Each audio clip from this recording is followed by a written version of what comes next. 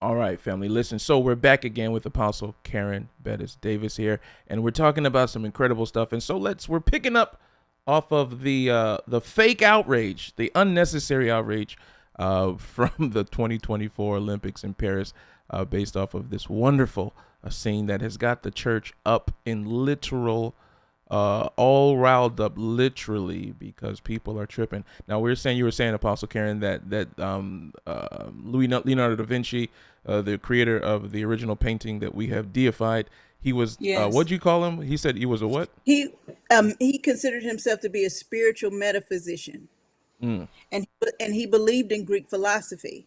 gotcha. So this might And be more pagan than we think if we being real. y- if we're being real, if we're being real, Oh as the Lord. kids say, if we want to talk facts, Yeah. My God. he didn't believe. He didn't believe that about. He didn't believe in the flood. He didn't believe Noah's story. He believed it to be a myth. But he was heavy into Greek philosophy. Mm, And my so God. how and he had issues. I want to give you a quote because he had issues against the Catholic Church. While he said that he believed that the church had the secret to real truth and power, he Mm-hmm. also said this. He said, "Many who hold the faith of the Son only build temples in the name of the Mother." Oof. He sounds like my kind of guy. He wasn't wrong, though. I mean, he wasn't. He No, wasn't he wrong. wasn't wrong. He wasn't wrong. He wasn't wrong. Not So even. this is a multifaceted creature that we're talking about. Yeah. And the fact that, but I think in this country we deify so many things that don't rise to that level. Come on. um I think that uh we honestly, I think that we have deified the Bible, in Mm, some cases even higher than God. my God. Some people, we have more of a relationship with the scriptures than we do the one who inspired the scriptures. That's true. That's true. He And said they testify we of me. yes, yes. And so, but what about him? What about your Yeah. first love? What about God? Mm, What about that? To me, that is spiritual. That copy. close, intimate relationship with God. It's not about whether I go to church on Sunday morning, who my favorite preacher is. If I go to 50 million conferences a year, I can do all those things. That does not make me a believer. Yeah. But it's that I believe in him, that I have faith in him, that my character is shaped around him, that I love the way that he loves, but most importantly, that I know him for who he is. Oh, I love it. I love it. Now So, you had so my, no. Go ahead. Go so, ahead. Go so ahead. my, so for me, the picture, I was not offended. And Gotcha. I'm glad that the people who were offended, it's funny because they posted the title of the article where he apologized, but they did not post the article because in the article he says, "I never considered the Last Supper. I Right. never thought about it. I was not trying to reproduce it. It was not a part of my creative process." Yeah. And at the same time he said, "I never meant to harm anybody." But we also have to, again, the Olympics they began in Greece. Right. And so he's simply paying homage, not even to his own culture, but to theirs. Facts.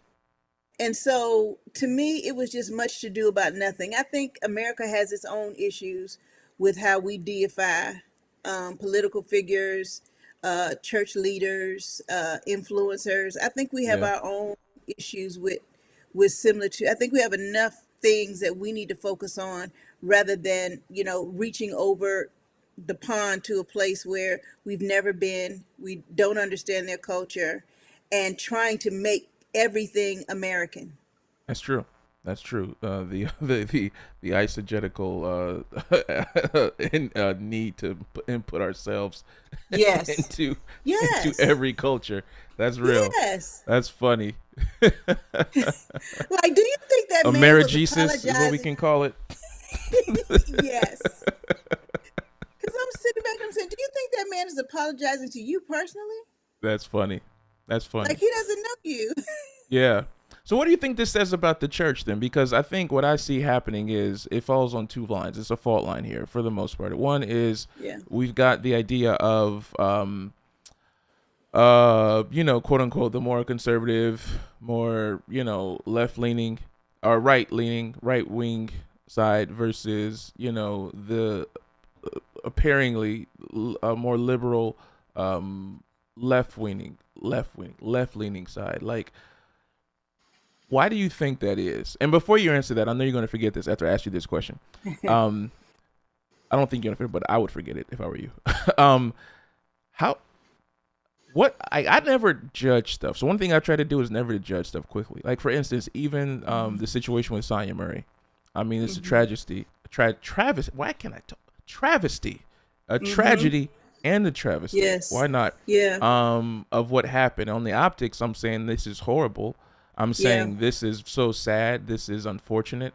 And it appears to be, a continuation of certain things that we've seen a pattern and a history of in America.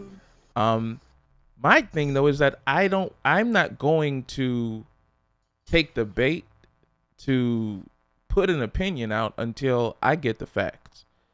Because starting at Trayvon Martin, for me, which was maybe 2012, maybe 2009, that case happened. It was like, for me as an adult, it was like the first time that I've seen something that seemed like an injustice, and I'm just going all out like, no, this is wrong, this is wrong, this is wrong. I'm getting emotionally inflamed, but then more facts come out, and then it's kind of like, oh, maybe, but then there's more facts, and I'm like, well, no, dude was wrong, and then more facts come out. So it's like, I felt myself being at the whim of whoever is writing the headlines. And I realized Yeah. that happens, that gaslighting happens.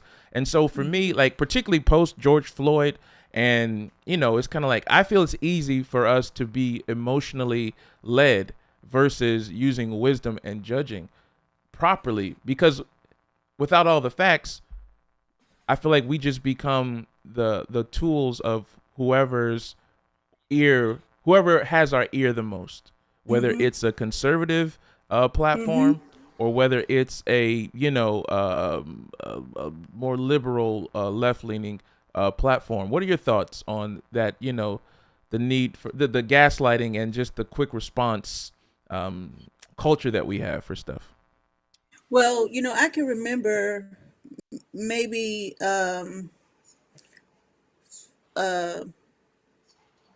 about a year and a half, 2 years into Donald Trump's term, one morning, God told me, He said, I want you to study propaganda. Mm. And as I was studying propaganda, I came across a documentary that talked about what psychological warfare looked like. And when I began to look at it and compare it to what we were seeing, I was realizing that we have unleashed military grade psychological Mm. warfare. Yeah. One of the things that Donald Trump said was that he wanted to go after persuadables, Mm.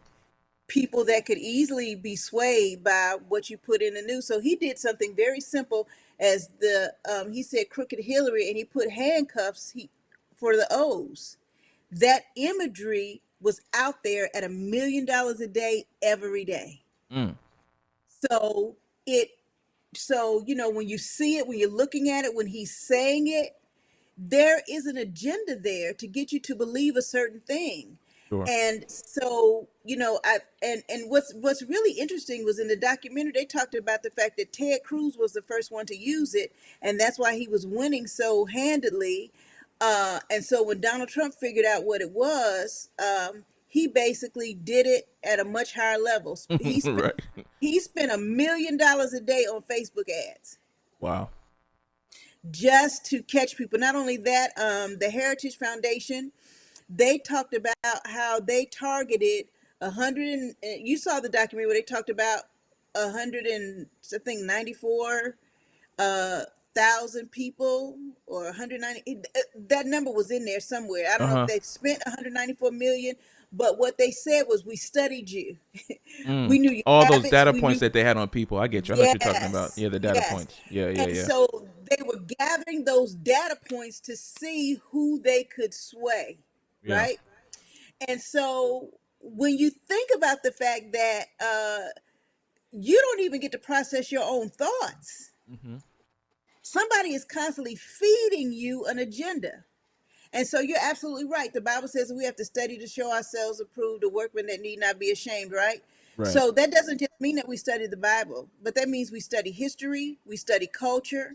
Period. Yeah. We study, because, you know, uh, if we don't know the past, we're bound to repeat it, right? So Come on. there were a number of things. For example, one of the things that Donald Trump said last week was he called Vice President Kamala Harris, a swamp monster. Mm. Well, if you go to research that, what they used to do is they would take black babies and they would throw them in the river and use them as bait to catch crocodiles. Mm. So So even your point about Trayvon Martin and everything, I Yeah. think we have to realize that we have so much collective and historical trauma Hmm.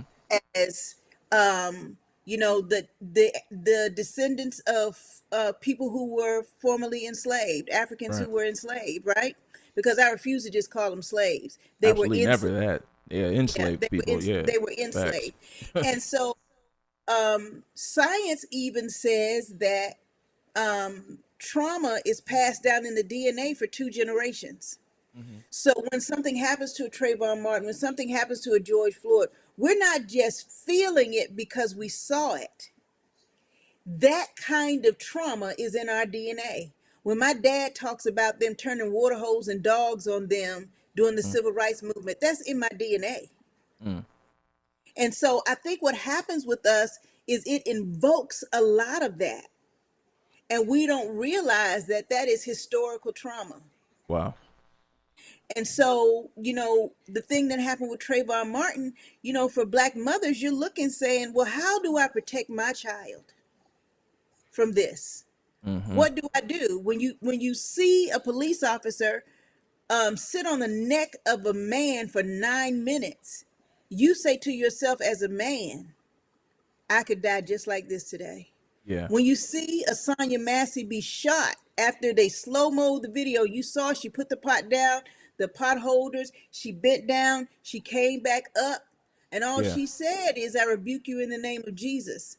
Mm. And so you can't even invoke Jesus Yeah. now, police officers, for threat. So all of that brings up historical and collective trauma. I think what happened with George Floyd was absolutely beautiful, where we saw the world come together. Now Yeah. everybody was sensing and feeling what we have felt for generations. True.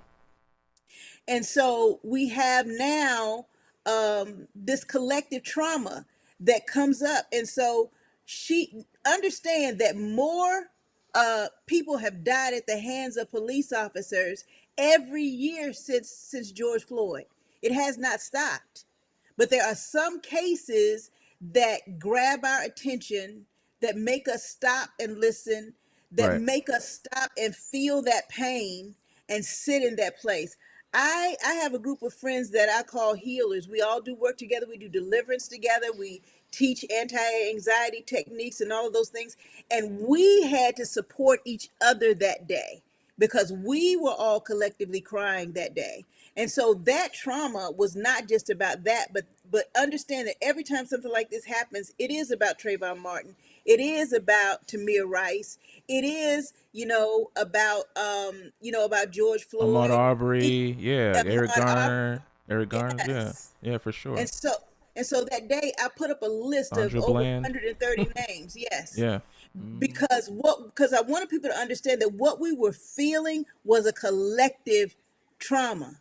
Sure. But that's what I said to my friends. I said, today we cry, tomorrow we fight. Mm. Because that's what has to happen. Wow. We have to begin to make police officers responsible for their murders.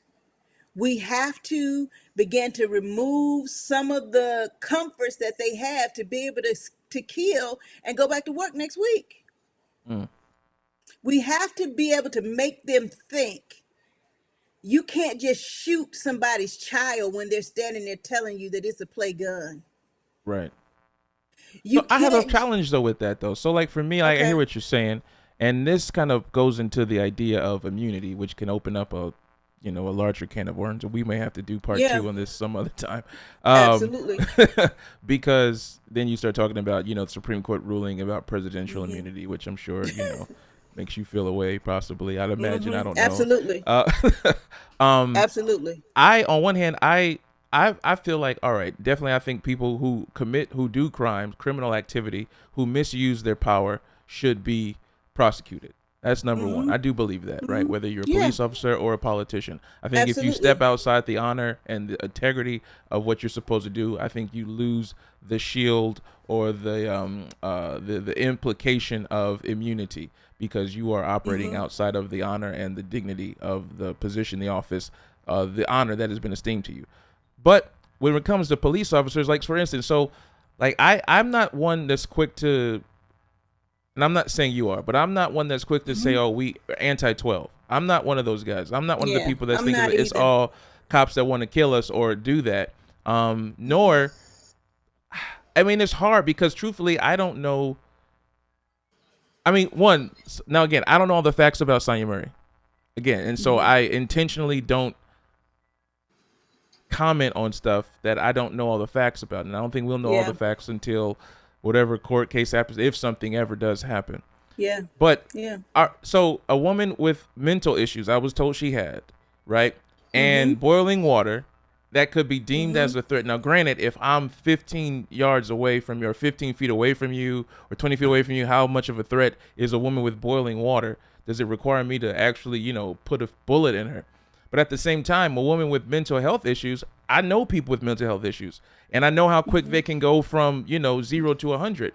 So Hmm. I don't look at that situation as one of because she's a black person they killed her. It's hard for me to see that like that. Well, number one, police officers need training. One of my girlfriends and I are actually writing a program to help police in our region identify and give special care to people who are suffering with mental illness. I think, as a matter of fact, one of the things that I told her, and I'll say it here to you, I told her, I said, I think, while we're out here passing laws in the state of Virginia, I think one of the things that we need to do is ask them to pass a law in the state of Virginia where there is a moniker, a symbol, a something on their identification so that when they go to see them, they understand that this is a person that is autistic. This is a Mhm. person that has bipolar disease. This is a person that is schizophrenic. This is a person that is suffering from dementia. Yeah. I think that we need to be able to send that information out so that police officers understand who they're dealing with. But here's the big problem that I'm Hmm. seeing with police. In my time, police were trained to protect and serve, but most police officers now are former military Mm. who are trained to kill Copy. and protect themselves, right? Yeah. Yeah. So Yeah. now imagine, and this guy was this police officer was dishonorably discharged from the military. Wow.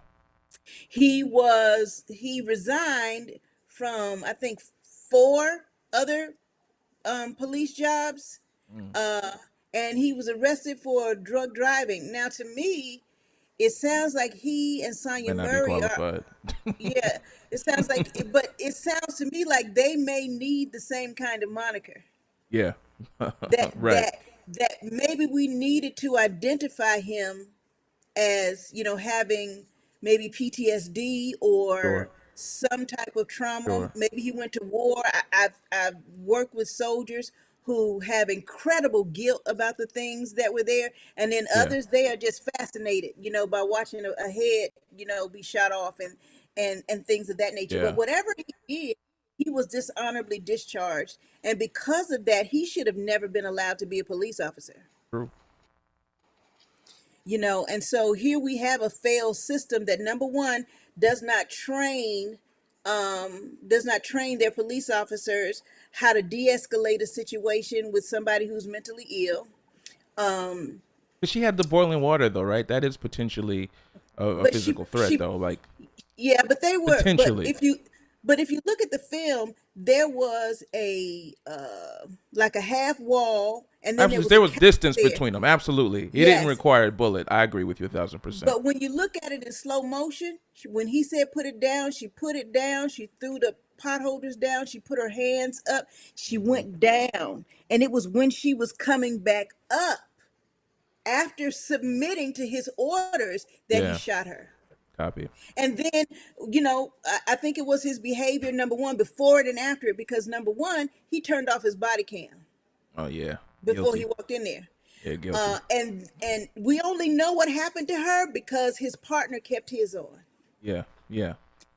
And then, he calls her, a crazy F and B. I mean, Wow. if you know that somebody's suffering from mental illness, and it was clear that Yeah. she was struggling with something. And also too, she was rightfully afraid of the police because Right. I think about a month earlier, she had a 4-year-old nephew that was killed by the police. Wow. Wow. So her trauma Was and her justified. anxiety was justified. Absolutely. Absolutely. And so she should be alive today. She Yeah. should One have hundred been percent. taken. She should have been taken to a hospital where she could get herself together. She should be alive today. Yeah. And so Yeah. think about the number of children that are on the autism spectrum now who are going to grow up to be adults. I watched a documentary called Dangerous Sons. There Hmm. were mothers who had these children that were nonverbal, autistic, and sometimes they could be very violent. And the fear that those mothers had, uh, because that they were afraid that one day their children would interact with the police and the police wouldn't understand and they would Right. kill their children. It's a real fear for people that struggle Absolutely. with disabilities and, learning disabilities and, mental issues. It is a real struggle. And the United States of America, after John Hinckley, a few years after that, they closed all the state-run mental hospitals. So Mm. the resources are not there. And we know that because during the pandemic, nobody could get in and get mental health. Yeah. Uh, so we forsook the resources that were helpful, in helping people to manage and to do well. Yeah. And so without those resources, there's not a safety net for them. So, you find that men with mental illness, they end up going to prison. Women, they get services most of the time, but a disproportionate amount of Black men tend to go to prison rather than being treated for their mental illness. Wow. Wow. Yeah, we definitely need reform in that. Yeah, My God. All right. So Karen, I know we're running out of time together for this. I appreciate your we got wisdom. to do it again. We absolutely do. I do want to ask you a quick question though. You have time for one Sure, more question? sure. All right. So let's talk about this. So, our this show, Church and State, is really mostly political kind of geared vibe. And so help us understand your perspective of the GOP.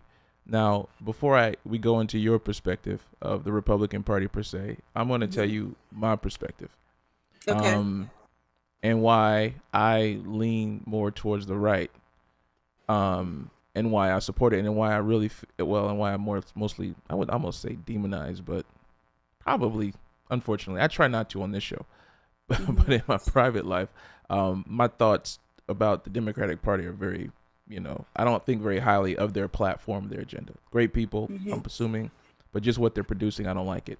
So when I look at a lot of the stuff that I think is bad, that really ruins the fabric of our nation, for me, most of it appears to be coming from, I won't say a lot of it seems to be coming from what I see on the Democratic agenda. Hmm. And of course, as a Christian, I'm about to name the first three things, right? Number one, abortion, right? Right. That's like Hmm. of course, right. The old platform, the way to get in, the Trojan That's the horse hook. of the Republican Yep. platform. Yeah. Right. But but even though it might be a hook. I do think it's a real thing, and I think that abortion has been significantly larger, disproportionate in black and brown communities. I believe I read a stat maybe in 2019 that I think like maybe 50 to 60% of abortions that were happening, at least through Planned Parenthood, were happening in, obviously, with black and brown babies. And so for me, when I look at the flat rate of our population, when I look at a lot of different things, I think that hinders us a lot. And it's just a lot of black brilliance that I think is just being, sacrificed at the altar of choice. Number So two, before you go move on for to it. number two, can I Yeah, answer that? go So for it. one of the first things that I want to tell you is that the numbers are very skewed. First of Okay. all, this reversal of Roe v. Wade doesn't have a thing to do with black people. It is that white people are fastly becoming the minority in this country. And their agenda is to force white women to keep their children so that they do not lose their majority stake in this country. Hmm. Also too, there's a documentary, I think it's called Blood Money, where you'd be surprised at how many black limos, black Suburbans pull up early at clinics for rich white women and their daughters to have abortions. Oh, listen, I don't. And I mean, so I could believe it. those aren't the numbers that they're counting. But I've talked to security guards that worked at abortion clinics where they talk Yeah, about how they have the extra hours for the white people to come in. sure. And they bring them in these chauffeur limousines. They give their children their abortions, especially if they've Right, gotten pregnant by a black man, right. and and they're on their way. And so those numbers aren't there. Now, I grew up in a very middle class family. We Hmm. also always had adequate health care, but I do know people that Planned Parenthood, was where they went to get their pap smears, their annuals, Sure. all of those. But now, I kind of got in deep with some Republicans in this issue of abortion. And I said to them back then, you cannot legislate before education. Mm. That we have to educate people before we just start putting women in jail. Because when we talk about families, you want to talk about a family going under because you put a single mom in jail because she had an abortion because she made a mistake and she felt like she Right. couldn't take care of another kid. Now what happens to the children that she does have? Sure. And all of these people who are hollering anti-abortion, they never seem to run to these adoption agencies and adopt all these black babies that they say are in there. So my thing is, I don't think pro-life that is requires though. pro-life. Though, why would we have to do that though? If the fact is, like, to stop murder, why do we have to say, well, you're not supporting the murders, well, then you should feed them, so then they won't, radically kill somebody if they do something wrong. To me, that argument falls short for me because it's kind of like, yeah, that doesn't, the responsibility of somebody else's kids doesn't fall on me because we're saying we shouldn't, um, have abortion as free, willing, and as accessible and publicly accepted as Well, we are, as we do. and I completely understand your point. However, we already have children in the system. That's true. So what do we do? And then what do we do with the children while their parents go to jail That's true. because I they feel you decide to there. do it? And then the other thing is, a couple of things. I have a real problem with men legislating women's bodies. I have a real Mm, issue with that. I don't think you have any business in my granddaughter's uterus whatsoever. sure. And I am not comfortable um, putting a standard or something in place that if my granddaughter is raped or molested and she Mm-hmm. becomes pregnant at 12 years old, Right. I would not want her to suffer the horror of actually going into childbirth. See, a man has never gone into childbirth. God helps us to forget it, but it is not for the faint of heart. And I can't Absolutely. imagine a 12-year-old having to do that and then having to live and look at the child Right. of her aggressor. Assailant. Absolutely. Yeah. Yes, Big and time. then if we're going to go to the Bible, there's a scripture in the book of Numbers, and it talks about the fact that when a woman was caught in an Oh, the affair, or potion. Oh, here we she go. had Here we go. that they could drink the The bitter abortion water to potion. expel, but But listen, we serve a God who is a pro-choice God.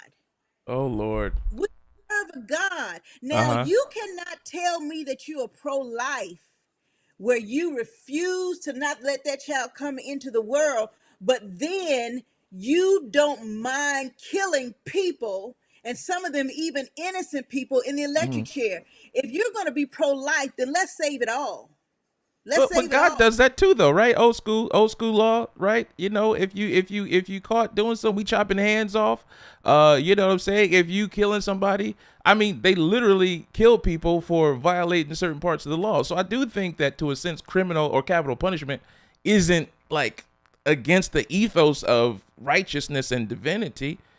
Um, it's hard for me, but and like even the part about like a woman being legislated by a man, like the woman's body, I think that's I hear that, but I just think, with all due respect, and I hope you know I respect you 100%. So I'm just going to speak plainly. Um, I feel like that's just a cliche that's hot, that's like makes sense and it sounds good, you know, but it has no value because, well, all most of the laws in America that protect humanity have been made by men, and that could be a problem on one hand. But even the Bible, God makes these laws, right? He's a man. Nobody had issues. Law, Moses gives the law. There's no issue with men giving the law. So why is it now that for this one issue that is like, oh, you're a man, you can't do it? Whereas when we say don't steal, don't murder, when we say that, you know what, if you're caught doing something wrong, you should, be penalized for it. Why is that not based on gender when this one thing, when we're saying what appears to be willing murder and aborting a life is an ungodly thing? Why does that require me to be a woman to say that's not right? That part Well, I I don't understand.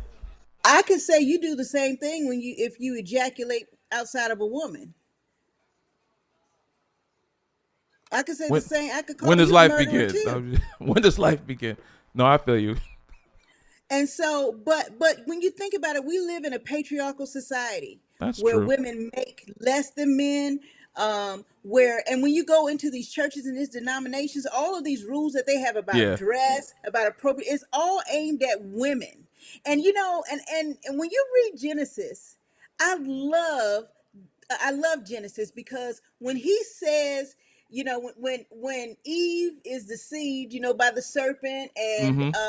you know, and this whole discourse goes on, he doesn't talk to Adam. He tells Satan, "I'm going to put enmity between you and this And the woman, woman.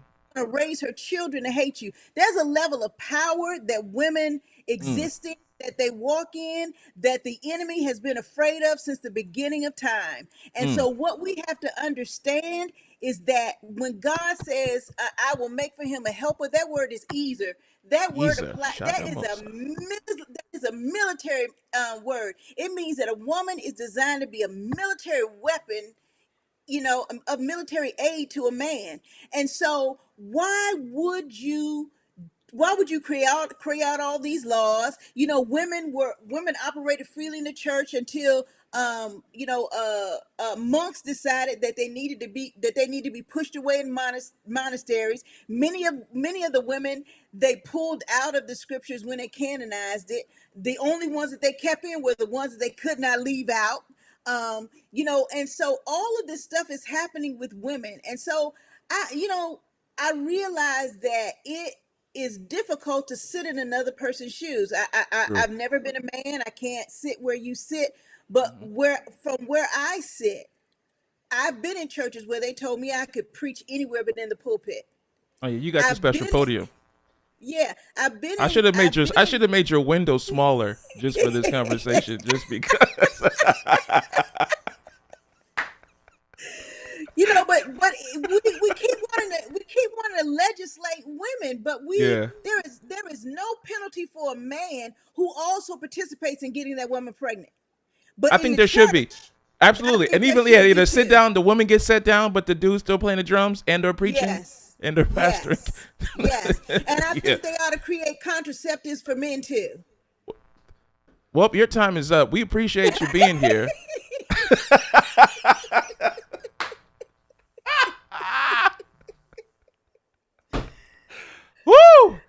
My I God. mean, but the power that God has given women, Yeah. why would you want to stifle that and control that in that Mm. way? Yeah. And who ultimately is behind this agenda towards women? I don't even necessarily blame men for it as much as I blame Satan. From the Mm. beginning, God said she's going to hate you and she's going to raise her children to hate you. Now, that is a formidable enemy. Mm. That is a formidable enemy My because God. she's going to raise an army of children Yeah. that she's going to tell them, this is what he did to me. Don't do that. Yeah. Don't be deceived. Don't give away your birthright. Don't sell yourself short. Don't do that. Because here is the power. When you look at Zipporah, she never even wanted to marry Moses, but when God is about to kill him, Mm. she understands I've got to take the foreskin of my firstborn Right. son, I've got to circumcise and put his blood over my crazy husband so that God does not kill Come him. on. You want to tell me that there's no power in women and that the enemy's not fighting us tooth and nail? Mm. We're the secret weapon. We're the secret weapon that this country needs. So I guess that's Kamala 2024. I guess is what I hear coming out of the.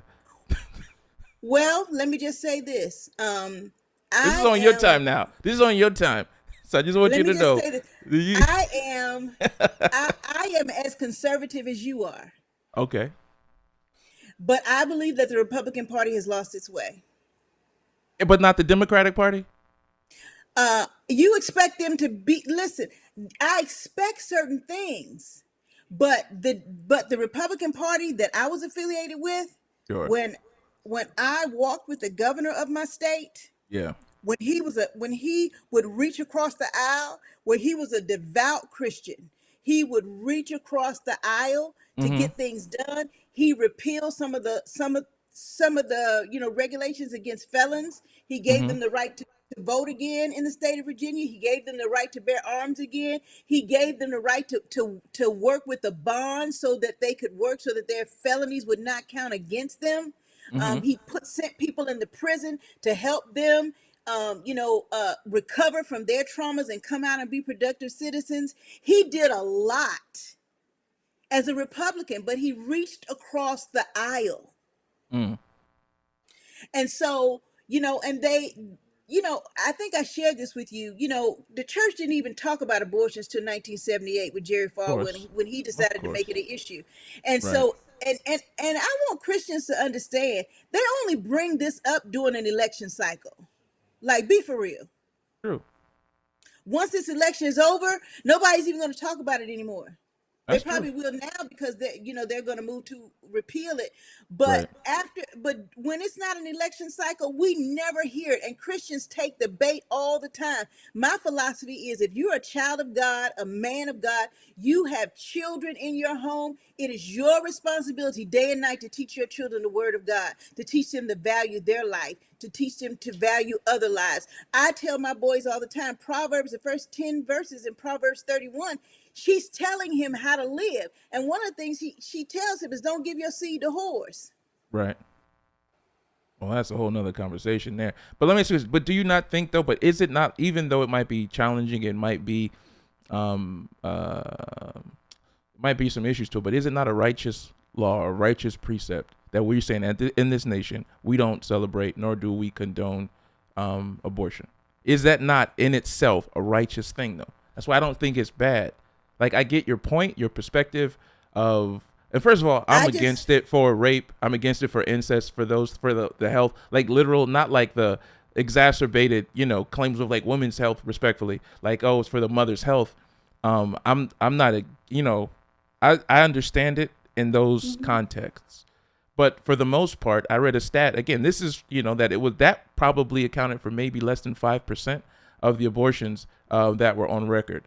The health of the woman and or sexual assault, health of the mother and or sexual assault. So it's kind of like, all right, for the 5% that was taken, that would be quote unquote justified in a sense and understood, or more accepted, we got that. But for the 90%, Like we can't. I feel like we can't say like we love God and we're saying, you know what, we're going to support this and we're going to put American tax dollars towards these things that is eliminating life. To me, Mm-hmm. it just at its core, it seems like an unrighteous precept, an unrighteous law. And back to my story about Democrats, I see like so many things that they do that are not necessarily should we regulate the rivers and the cleanliness of the air. I'm talking about things that literally have to do with the fabric of our nation, our nation's protection, the sanctity of marriage, things that have to do with how we view and perceive truth. From a sexual perspective, from a gender perspective, I see the Democrats pushing agendas and doing things that harm that. I don't see that with the Republicans as much. Now, people can say, well, the Republicans, they're responsible for racism. They're undercover racism. I hear people say like, well, They're not every undercover. racist isn't a Republican, but all the Right. racists, are in the Republic. Some foolishness, right? Like, okay, cool. As if, but that could be, argued as well. But then considering, you could say gerrymandering. Well, they're making it harder for the vote, right? They're making whatever. Okay, so you take that aside though, right? What who I'm afraid, I don't like the people who are coming for my son and trying to change his mindset, who are trying to convince my son and try to tell him that in the plant these poisonous ideas in his mind. That's the Democrats. When I think about like the border stuff that's happening right now, when I think about how, we're just these sanctuary cities and we're just, hey, why not let people who come in illegally and violate our laws and let's pay them. Let's put them on entitlements. Let's give them more than we give military veterans and people who are American citizens who are homeless and have mental illnesses. Let's do more for these. And I'm going to say this with all due respect, But they these had a criminals. law. Yeah, but they had a law, and I refuse to call them all criminals, but they had a law, and the Republicans refused to pass it. That They was had a that was a bipartisan. foolish law. They were trying to do 120 billion. No, Yeah, they we want you to weren't. do borders. They said out of their own mouths Yeah, that Donald Trump said don't pass anything. And so they had been sitting for the last 4 years listening to their leader. You have that's people like possible. Marjorie Taylor Greene. They, Yeah. but it's not only possible. It was done just like when there was an article in the New York Times that talked about the fact that when Barack Obama became president, the night of all the inaugural balls and everything, Hmm. that Newt Gingrich and his cronies, they met up at Ebbets Grill, and they decided then that they were not going to pass anything, whether it made sense for the people or not. So you do have some Republicans who are now standing up and saying, I also think it's ridiculous. We should have passed the bill. It was a good bill, It was a but horrible but bill, we couldn't Karen. get. They wanted that bill. Okay, here's and this is government, right? So, and this is what I hate about politics. We want one thing, but we're going to add 50 other things to it that have nothing to Of do course, with the of main thing we course, want, right? So, for them to and pass many of that them you bill, never know. right? For them to pass that bill would have included $120 billion, some for Ukraine, some for the Israel thing, some for the Taiwan thing. So this not even, it was more about the borders of international nations than our actual border. And then the ramifications, the mitigations that they wanted to do was just saying, hey, we're going to have this limit. Only 2,500 people can come through the actual approved points for asylum and refugees. This is not talking about the people who are coming through unregulated areas on our border. So it's like, it's one of those things like, oh yeah, we're doing something, but it actually had very little merit. So for me, whether or not Donald Trump blocked it or said not to do it, it was a horrible bill that didn't speak to the real problems that we had. Not to mention the fact that even in my city here in New York, I mean, they're spending billions of dollars to cater to these people and this situation that is horrible. It makes no literal sense, but yet it's Democrats who are saying this.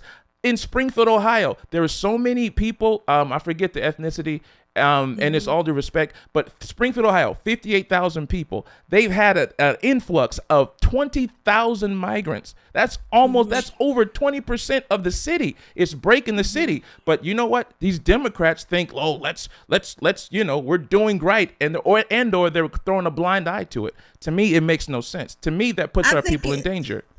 I think it is a extremely complex issue that we are having, and I think that again to go back to what my husband said, it is.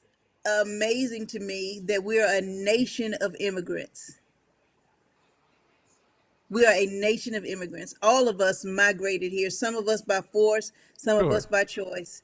Right. And so we need to have policies that make sense, and we need to find a way to work with countries to keep, to keep their people there, to and Right. to stop the mass migration.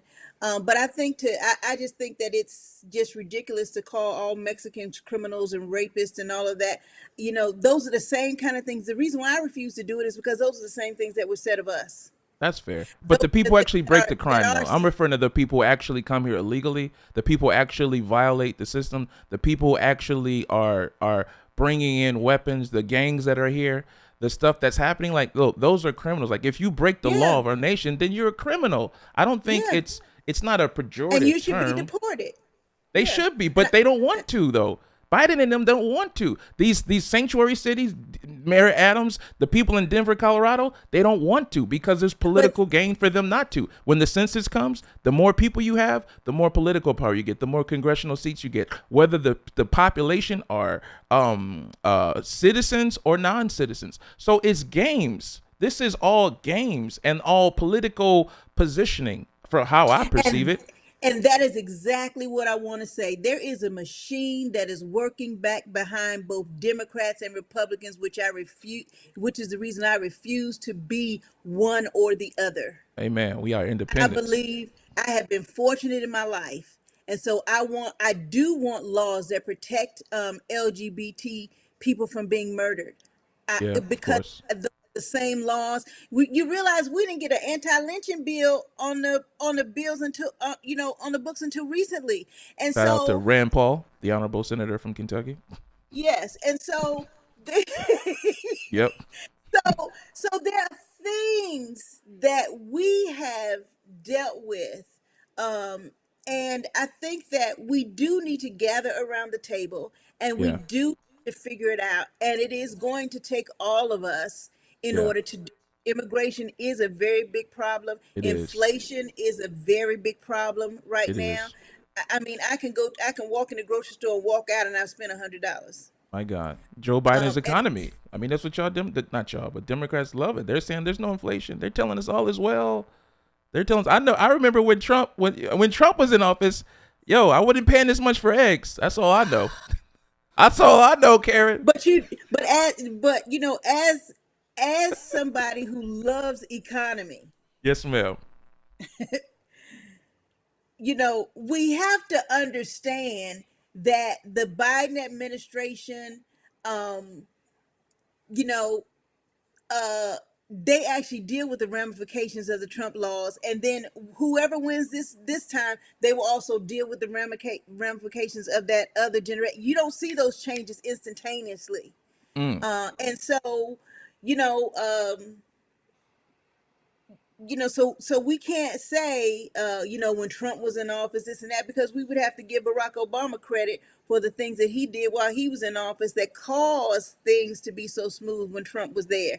And, to all these hood people talking about Trump gave us checks, that was Nancy Pelosi fighting to make sure Trump said, I'm going to make sure I'm in here because I'm going to sign those checks. That's And so Trump money, now, Karen. That's Trump well, this money. but We even call it. beyond that, this is the man who said, Do you want a black president or a white one?"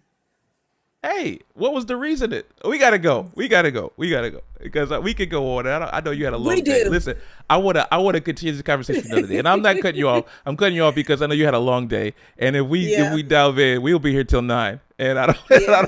and I want to do But that let's to you do this because I want you to again. Let's come do back. this Oh, we again. got to. We got to. I know one of our wonderful members of our church. I think she's gonna join your church or your movement. I don't know. We're gonna have to. She's a huge fan. She says, speak on it. She says, I'm here for all this. She's in the comments, going crazy. So we bless God for her. But this has been wonderful. I really do appreciate you, and I think we do need to have conversations. And I think as We kingdom do. people, our allegiance is to Jesus, and our allegiance is to His kingdom. And I Yeah. say this all the time. Before I'm a black man, before I'm a man, before I'm an American, I'm a born again believer. That's my Yeah. perspective, and I Hmm. think that we have to be able to converse and have, even if we differ, Yeah. be able to figure out Have discourse. what's the kingdom. Yeah, what's the kingdom way? Yeah. And I think this Yeah. is what the goal of our show is. And I really appreciate you taking your time out of the day to be a part of this. How can they get a hold of you, Karen? How can people reach you? How get the Well, books? Tell us.